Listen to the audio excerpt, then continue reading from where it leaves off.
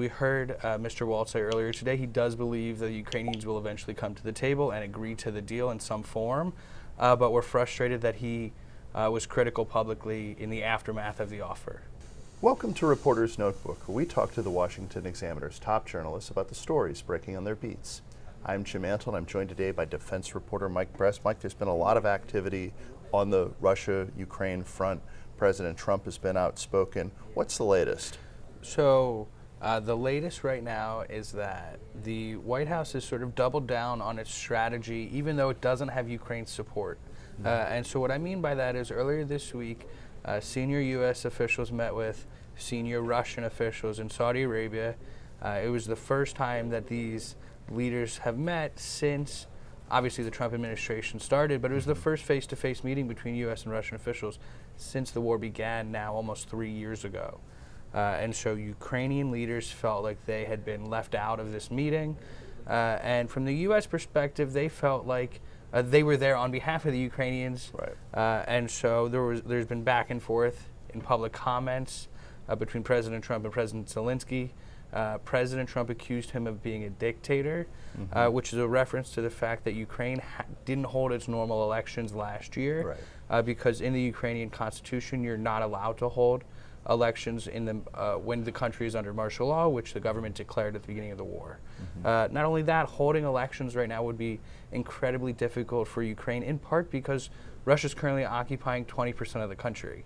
And so it would be hard to have free and fair elections in an active war zone. And so we saw earlier today even when the National Security Advisor Mike Waltz was pressed on whether President Trump views President Putin as a dictator as well, he actually declined to answer and sort of sidestepped the question. And so it really was a window into the president's sort of mind and perspective as these negotiations began. And another aspect of these negotiations is this rare earth minerals deal that the U.S. has offered to Ukraine.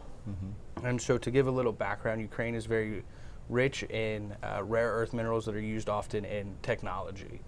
And so the U.S. offered them a proposal in which the U.S. would invest in these industries in Ukraine in exchange for $500 billion.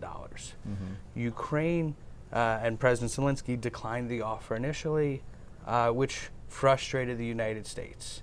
And so we heard Mr. Waltz say earlier today he does believe the Ukrainians will eventually come to the table and agree to the deal in some form, but we're frustrated that he was critical publicly in the aftermath of the offer.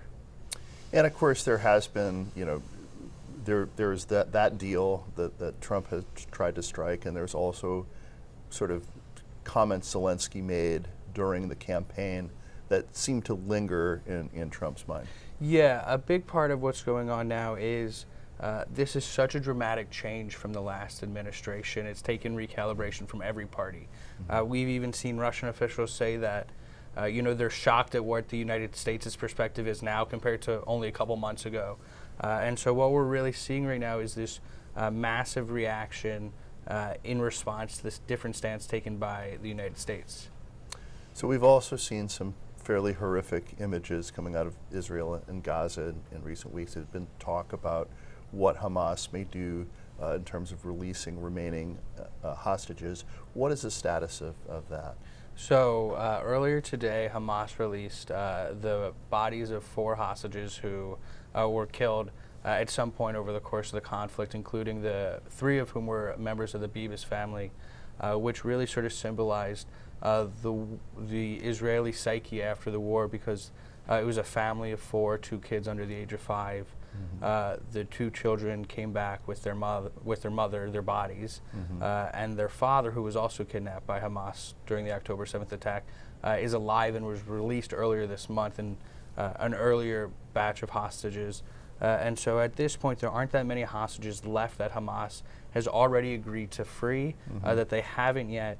And the next big deadline is March 1st, which is when this 6-week ceasefire will end. And they've already started working towards getting a phase 2 agreement, but haven't agreed to one yet. And there are concerns that they're behind the 8 ball in getting this agreement done.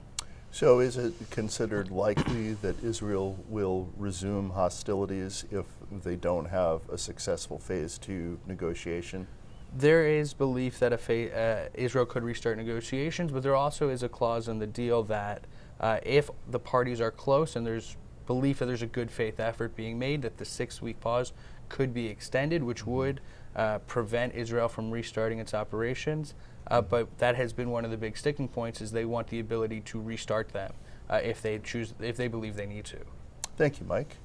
You can read Mike and the rest of our national security team's coverage at washingtonexaminer.com.